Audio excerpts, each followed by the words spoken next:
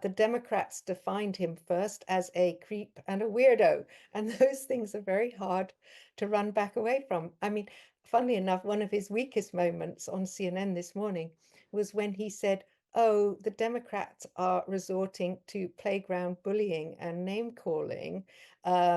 To which Democrats have responded, well, cry me a river, because they've been insulted by Trump literally for years. Now, Joe Biden has said he dropped out of the presidential race because of pressure from Nancy Pelosi and other Democrats in Congress. The US president, who endorsed Kamala Harris as his successor last month, told CBS News today that his contest with Donald Trump was neck and neck, but he said disquiet from his own party was becoming a distraction. Well, it comes as his successor, Kamala Harris, held a rally in Arizona this weekend. She was welcomed on stage by her running mate, Tim Walz, who took the opportunity to have a go at Donald Trump in his address, and Kamala Harris took on a group of hecklers in the audience. Well, that was Kamala Harris addressing a rally in Arizona. Sarah Baxter is director of the Mary Colvin Center for International Reporting and joins us now from the US. Hello, Sarah. Hello, Sarah. Can you hear us? Uh, I can hear you. Can you not hear Yes, we've me? got you now. Thanks so much for joining us, Sarah. Okay, great. We just heard a bit of Kamala Harris out on the campaign trail. She clearly has energized the Democratic campaign, hasn't she? And we've seen some pretty significant polls over the last day or so. Yes, indeed we have. She's not just energized, she's electrified Democrats. I think they've been astonished at how good she is at holding a crowd. There were about 14,000 people in Arizona. She addressed about 12,000 people in Nevada. I saw her at a rally of at least 10,000 people in Philadelphia. And she does have stage presence. And I think that has really rocked Donald Trump's socks, because he's supposed to be the big entertainer. And it was interesting to hear that clip you just played, because she's taking a leaf out of Barack Obama's playbook and talking about love of country.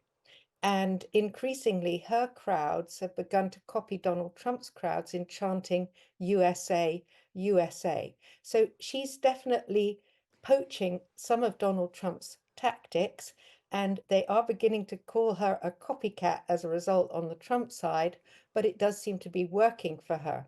As you said, the swing state polls are now moving in her favor. New York Times Siena poll put her 4 points ahead of Trump in the three crucial, largely working class Rust Belt states of Pennsylvania, Michigan, and Wisconsin. And that's a big turnaround, because Biden was underwater in those states. It is fascinating, isn't it? Because Kamala Harris was seen to have underperformed as vice president. Got a lot of criticism over her handling of the issue of the southern border, the number of migrants coming across it, and so on. But she does seem to have really embraced this opportunity to step up and to campaign to be president. Well, she has amazed people really with her speed and decisiveness, because within days she seized the reins when it was clear that Joe Biden was being edged out of the race, as you said, by, and as he said rather, by Nancy Pelosi and Senate and House colleagues. And she just seized the initiative and ran with it. And overnight, the tempo of the campaign changed, the talking points changed. She now emphasizes freedom. She talks about the future. She's really crowding Donald Trump off the stage. And I think election campaigns in America, where you really have to persuade people from California to New York and all the red states in between, are incredibly good testing grounds of people's mettle. And whatever her faults as vice president, and she did get off to a very poor start initially, people are looking at her with fresh eyes and thinking, well, she can't be everything that was said about her, including by Democrats, not just by Republicans, or she wouldn't be performing so well now. And the Republicans are trying to regain the narrative by saying she's just talking to a teleprompter. And there's some truth in that. Wait until, she gets in front of a hard interview or in debate. But to be frank, her performance so far, I mean, she really hasn't put a foot wrong. And Joe Biden has been talking a bit more about why he decided to pull out of the race because it was clear he didn't really want to, wasn't it? He still is mourning his loss, but of course he's not the only one. Donald Trump is still mourning the loss of Joe Biden. So the two of them there, one in his late 70s and one over 80, are beginning to think of what might have been had they squared off against each other. Nobody leaves the greatest office on earth voluntarily, certainly not Joe Biden, who I never thought would go, despite what he said about, or at least not voluntarily, despite what he'd said initially about being a transition candidate. But it does appear that that weighed on his mind. He said on the CBS interview that he did want to sort of honor that pledge to be a transition.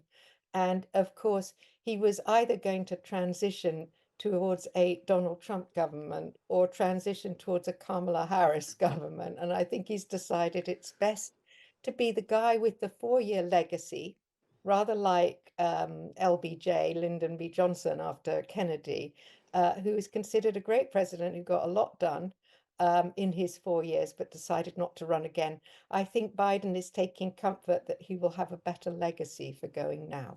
Of course, Donald Trump, we should never write off his prospects, and those polls are still very close, aren't they? How do you sense that he and his new running mate, JD Vance, are going to approach the coming weeks and, of course, that next presidential debate? Yeah, I mean, by the way, some of the polls that we're seeing that are very pro-Harris at the moment may be a temporary blip in her favor following all these rallies. And the negative campaigning against her and her running mate, Tim Walz, who's had a great start but is being hammered on his military record of all things, having served for 24 years in the National Guard. He's being accused of stolen valor and claiming credit for campaigns that he didn't participate in. I mean, we have yet to see the fruits of that negative campaigning because the polls often lag by a few days behind events. And there's no doubt that the Trump Vance team are trying to recapture momentum and define Harris as weak and failed on her Biden record, and also attacking her running mate.